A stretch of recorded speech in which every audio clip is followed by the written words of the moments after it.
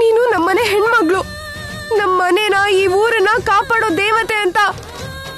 ನಾನು ನಿನ್ನ ಅಂಶದಿಂದ ಹುಟ್ಟಿದೀನಿ ಅಂತ ಎಲ್ರು ಹೇಳ್ತಿರ್ತಾರೆ.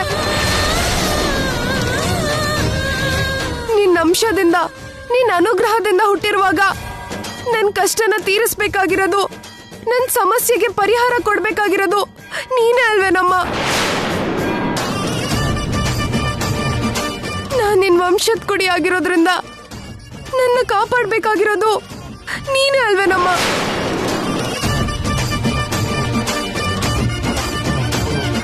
ಈಗ ನಾನಿರೋ ಪರಿಸ್ಥಿತಿ ಏನು ಅಂತ ನಿನಗೆ ಗೊತ್ತು. ನಾನೆಂತ ಕಷ್ಟದಲ್ಲಿದ್ದೀನಿ ಅಂತಾನೂ ನಿನಗೆ ಗೊತ್ತು. ಎಲ್ಲ ಗೊತ್ತಿದ್ದು ಕೂಡ ನೋಡ್ಕೊಂಡು ಹೇಗ್ ಸುಮ್ನೆ ಇದ್ಯಾ ತಾಯಿ?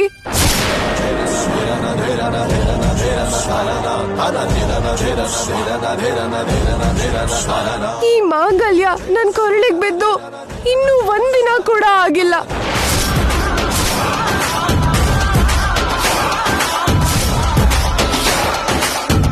ಈ ತಾಳಿಗೆ ಹಚ್ಚಿರೋ ಅರ್ಶನ ಕುಂಕುಮ ಆರೋಕ್ಕೂ ಮುಂಚೆ ತಾಳಿ ತೆಗೆಯೋ ಪರಿಸ್ಥಿತಿ ಬಂದಿದ್ಯಮ್ಮ. ನಿನ್ ವಂಶದ ಕುಡಿ ಮುತ್ತೈದೆ ತನನ ಕಾಪಾಡಲ್ವ ತಾಯಿ?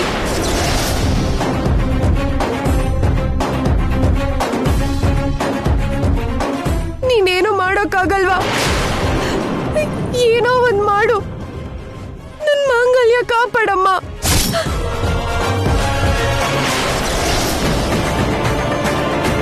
ಕಾಪಾಡು, ಕಾಪಾಡು.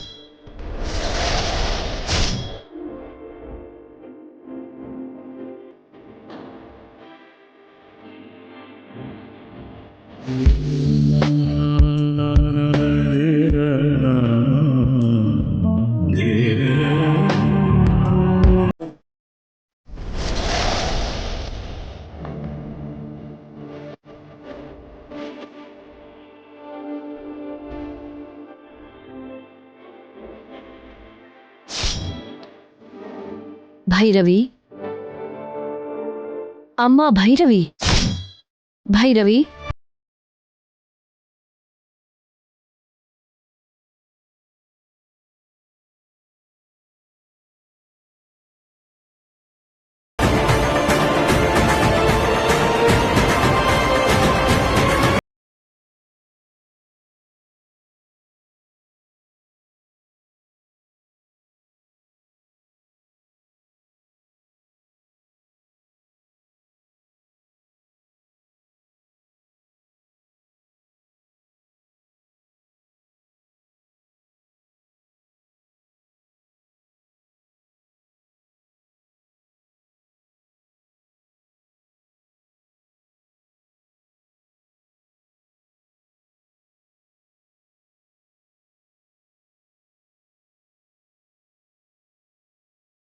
ಯಾರ್ ನೀವು? ನೀನೀಗ ತುಂಬಾ ದೊಡ್ಡ ಕಷ್ಟದಲ್ಲಿದ್ಯಾ ಅಲ್ವಾ? ನಿನ್ನ ಸಮಸ್ಯೆಗೆ ಪರಿಹಾರ ಕೊಡೋಣ ಅಂತ ಬಂದಿದ್ದೀನಿ. ಭೈರವಿ ಅಂತ ನನ್ನ ಹೆಸರಿಟ್ ಕರೆದ್ರಿ. ನನ್ನ ಹೆಸರು ನಿಮಗೆ ಹೇಗೆ ಗೊತ್ತು? ನಾನು ಕಷ್ಟದಲ್ಲಿದ್ದೀನಿ ಅನ್ನೋ ವಿಷಯ ನಿಮಗೆ ಹೇಗೆ ಗೊತ್ತಮ್ಮ? ಎಲ್ಲರೂ ನನ್ನವರು, ಎಲ್ಲರೂ ಚೆನ್ನಾಗಿರ್ಲಿ ಅನ್ಕೊಳ್ಳೋ ನಿನ್ನಂತವರಿಗೆ ಎದುರಿನವರ ಕಷ್ಟ ಸುಖದ ಬಗ್ಗೆ ತಿಳ್ಕೊಳ್ಳೋದು ದೊಡ್ಡ ಕಷ್ಟ ಏನು ಅಲ್ಲಮ್ಮ. ನನ್ನ ಬಗ್ಗೆ ನಿಮಗೆ ಗೊತ್ತು ಸರಿ, ನಿಮ್ ಬಗ್ಗೆನೂ ನಾನು ತಿಳ್ಕೋಬೇಕಲ್ವಾ? ಯಾರ್ ನೀವು? ನಿನಗೆ ಒಳ್ಳೇದು ಬಯಸೋ ಒಬ್ಬ ಹೆಣ್ಮಗಳು ಅನ್ಕೋ. ಆಪತ್ತಿನಲ್ಲಿ ಆಗೋರನ್ನ ದೇವರು ದೇವತೆಗಳಿಗೆ ಹೋಲಿಸ್ತಾರೆ. ಹಾಗನ್ಕೊಂಡ್ರೆ ನಾನು ದೇವತೆ ಅಂತಾನೆ ಅನ್ಕೋ.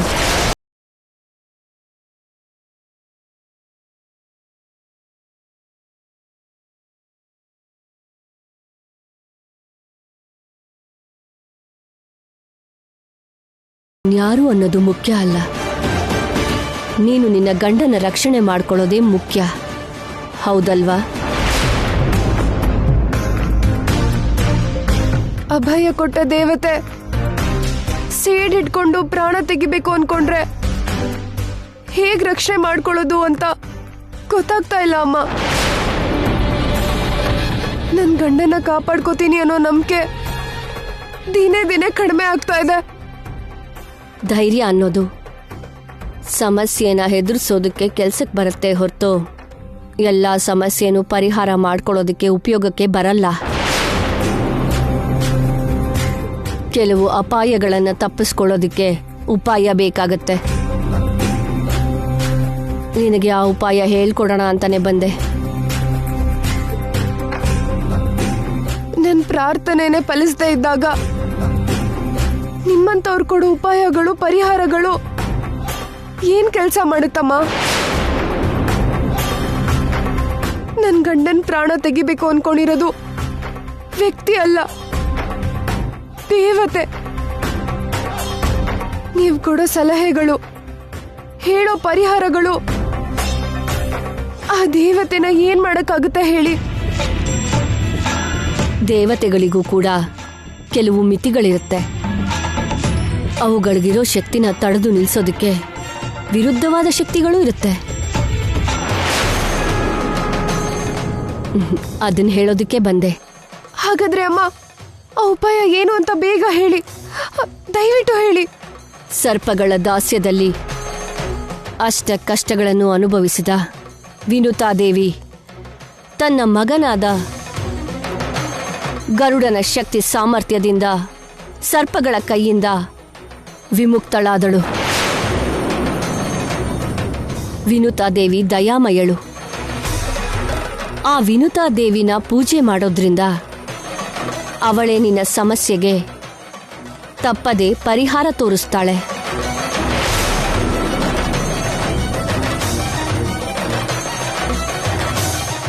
ಏನಮ್ಮ ಯೋಚಿಸ್ತಾ ಇದ್ಯಾ? ನಾನೀ ಪೂಜೆ ಮಾಡಿದ್ರೆ ನಾಗಮ್ಮ ತಾಯಿ ನನ್ ಗಂಡನೇನೂ ಮಾಡಕ್ಕಾಗಲ್ಲ ಅಲ್ವಾ? ನಾಗಮ್ಮ ನಿನ್ನ ಪೂಜೆಗೆ ಅಡ್ಡ ಬರ್ದೇ ಇರೋ ರೀತಿ ನೀನೊಂದು ಪೂಜೆ ಮಾಡ್ಬೇಕಮ್ಮ.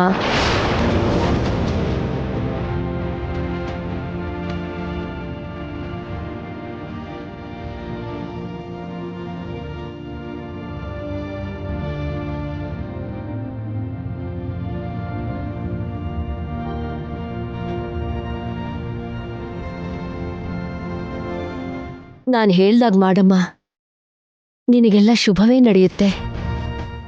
ಆಯ್ತಮ್ಮ, ಆಯ್ತು.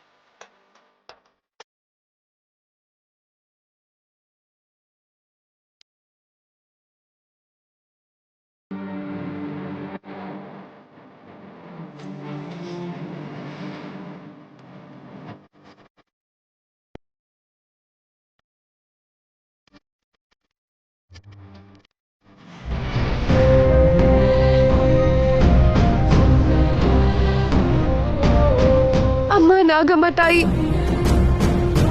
ನಾನು ಎಷ್ಟು ಬೇಡ್ಕೊಂಡ್ರು, ಯಾವ ರೀತಿಲಿ ಪ್ರಾರ್ಥನೆ ಮಾಡಿದ್ರು ನಿನ್ ಮನ್ಸು ಕರಗ್ಲಿಲ್ಲ.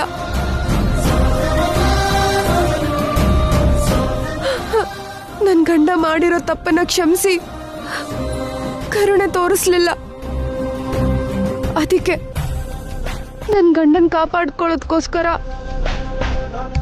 ನಾನು ಈ ಕೆಲಸ ಮಾಡ್ತಿರೋದು ತಪ್ಪಲ್ಲ ತಾಯಿ.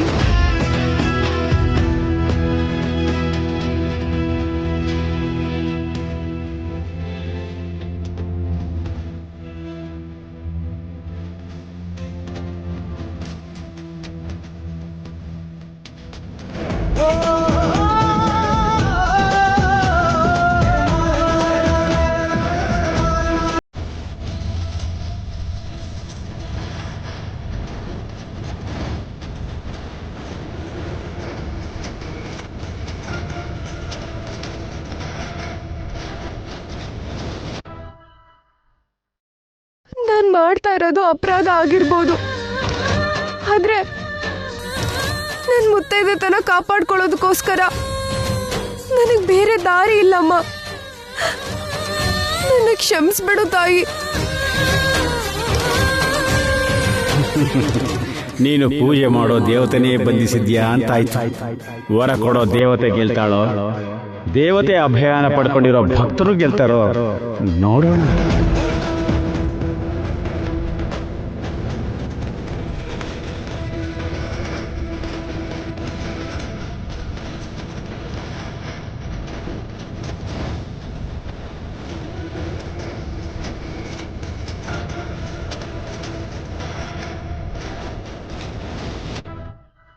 ಭಕ್ತರಿಗೂ ದೇವತೆಗೂ ಮಧ್ಯೆ ನಡೆಯೋ ಈ ಪಂದ್ಯಕ್ಕೆ ಒಳ್ಳೆ ಮೆರುಗು ಕೊಟ್ಟೆ ಅಂತಾಯ್ತು.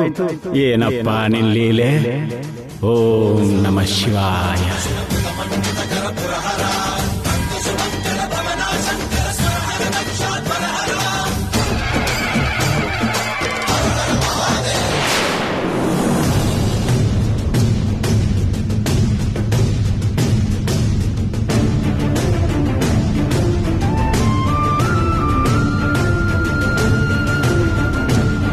ಯಾರೋ ಒಬ್ಳು ಬಂದು ವಿನತಾ ದೇವಿ ವ್ರತ ಮಾಡಿದ್ರೆ ಸಮಸ್ಯೆ ಪರಿಹಾರ ಆಗುತ್ತೆ ಅಂತ ಭೈರವಿಗೆ ಹೇಳಿದ್ರಂತೆ. ನಾಗಮ್ಮ ಏನೋ ಸೂರ್ಯೋದಯ ಆಗ್ತಿದ್ದ ಹಾಗೆ ಬಂದು ಅರ್ಜುನ್ನ ಸಾಯಿಸ್ತೀನಿ ಅಂತ ಪ್ರತಿಜ್ಞೆ ಮಾಡಿದಾಳೆ. ಭೈರವಿ ಮಾಡೋ ಪೂಜೆ ಫಲಿಸತ್ತೋ, ನಾಗಮ್ಮ ಅವಳ ಶಪಥನ ಸಾಧಿಸ್ತಾಳೋ ಗೊತ್ತಾಗ್ತಾ ಇಲ್ವಲ್ಲ. ಕಾಪಾಡು ತಂದೆ.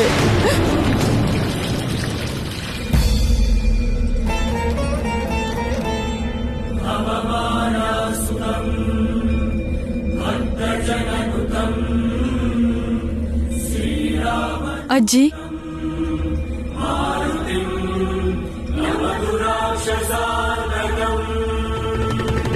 ಭೈರವಿಗ್ ಅರ್ಶನದ ನೀರಲ್ಲಿ ಸ್ನಾನ ಮಾಡಿಸಿ ಪೂಜೆ ಕೂರಿಸ್ಬೇಕು.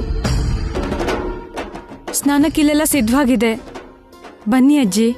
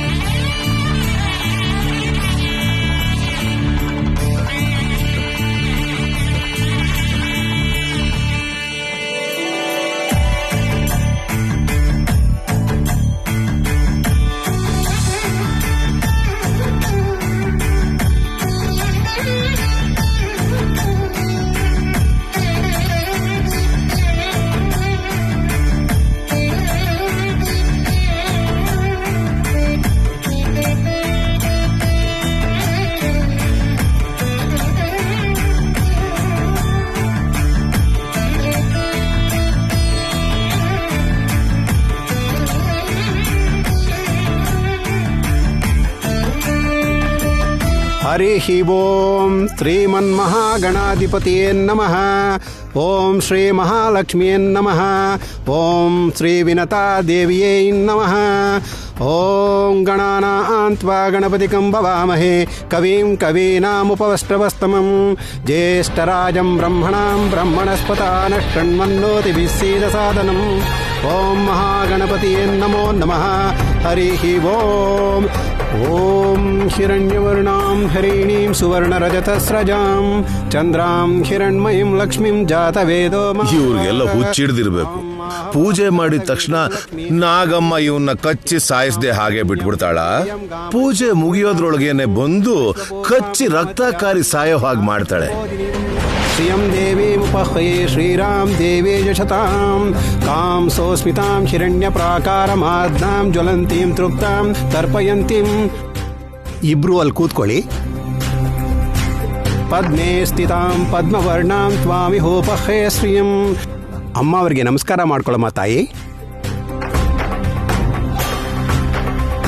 ಚಂದ್ರಾಂ ಪ್ರಭಾಸಾಂ ಯಶಸಂ ಜ್ವಲಂತಂ ಶ್ರೇಯಂ ಲೋಕೆ ದೇವಜುಷ್ಟಾಮುದಾರಾಂ ತಾಂ ಪದ್ಮಿನೀಂ ಶರಣಂ ಅಹಂ ಪ್ರಪದ್ಯೆ ಲಕ್ಷ್ಮೀರ್ಮೇನ ಚ ತಾಂ ತಾಂ ಋಣೇ. ವಿನತಾದೇವಿ ಪೂಜೆ ಅಂದರೆ ತುಂಬ ವಿಶಿಷ್ಟವಾಗಿರೋದಮ್ಮ. ಯಾರು ಭಕ್ತಿ ಶ್ರದ್ಧೆಯಿಂದ ಈ ಪೂಜೆ ಮಾಡ್ತಾರೋ ಅವರ ಮನೋಭಿಷ್ಟ ಪರಿಪೂರ್ಣವಾಗಿ ನೆರವೇರುತ್ತೆ. ಶರಣಾಗಿ ಬಂದವರನ್ನ ಆ ವಿನತಾದೇವಿ ರಕ್ಷಣೆ ಮಾಡ್ತಾಳಮ್ಮ. ಅಮ್ಮ, ಹೂ ಹಾಕಿ ಕೈ ಮುಗಿರಿ.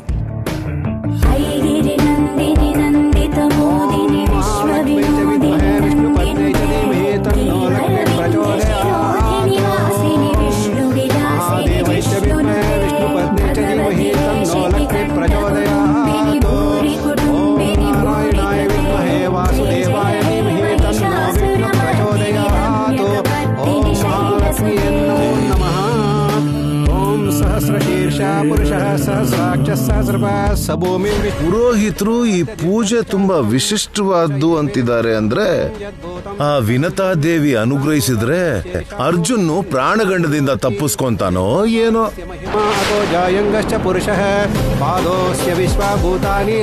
ಹಾಗ ನಡೀದೇ ಇರ್ಬೇಕು ಅಂದ್ರೆ ಈ ಪೂಜೆ ಸಾವಕಾಶವಾಗಿ ಆಗ್ಬಾರ್ದು. ಅದಕ್ಕೆ ಏನು ಮಾಡೋದು?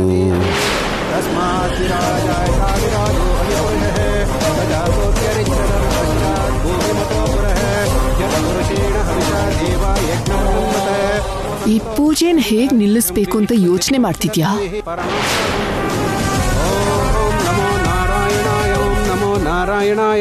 ನಾನಿರೋವರೆಗೂ ನೀನೇನು ಮಾಡಕ್ಕಾಗಲ್ಲ.